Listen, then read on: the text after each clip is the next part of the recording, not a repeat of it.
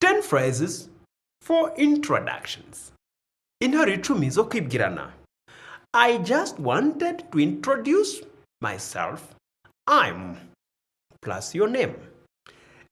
Ubu nashakaga kubibwira nitwa ugashyiraho izina ryawe. Kandi ugiye kubibwira nkoresheje ubwo buryo. I just wanted to introduce myself. I am John. Ubu nashakaga kubibwira cyangwa nitwa John. I don't think we've met before. My name is ugashyiraho izina ryawe. Sinibaza ko hari aho twahuriye nitwa John. I don't think we've met before. My name is Jean de Dieu. This is ni igihe uvuga izina ryawe cyangwa iry'undi. Nk'urugero muzakunda kumva mvuga ngo this is Jean de Dieu Uwingabiye from Rwanda. Muzumva mvuga ngo nge ndi Jean de Dieu Uwingabiye nkoresheje ijambo this is. Ninzaba ndi kumwe n'umutumirwa hano muri studio nzababwira amazina ye mvuga ngo this is. Urugero this is Jean Bosco. Uyu yitwa Bosco.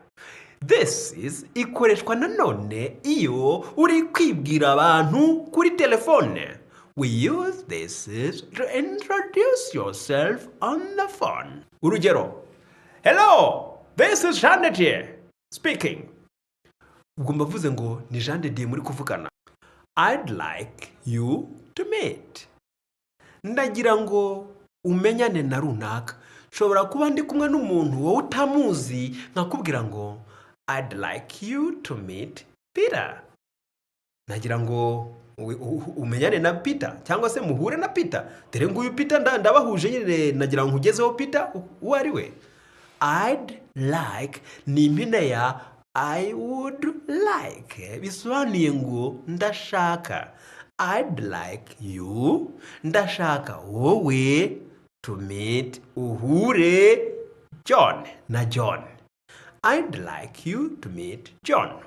Icyo gihe urasubiza ngo nice to meet you. Ni igihe maze kukubwira undi uhita umubwira ngo nice to meet you. Abize bwa mbere narakababwiye. Ubwo ni igihe ubwiye umuntu ko umwishimiye. Nice to meet you. Urugero, I'd like you to meet Peter. Wowe urasubiza ngo iki? Nice to meet you, Peter. Nigeze no kubigisha kuvuga ngo it's a pleasure to meet you, Peter. Nishimiye guhura nawe, Peter, cyangwa kumenyana nawe.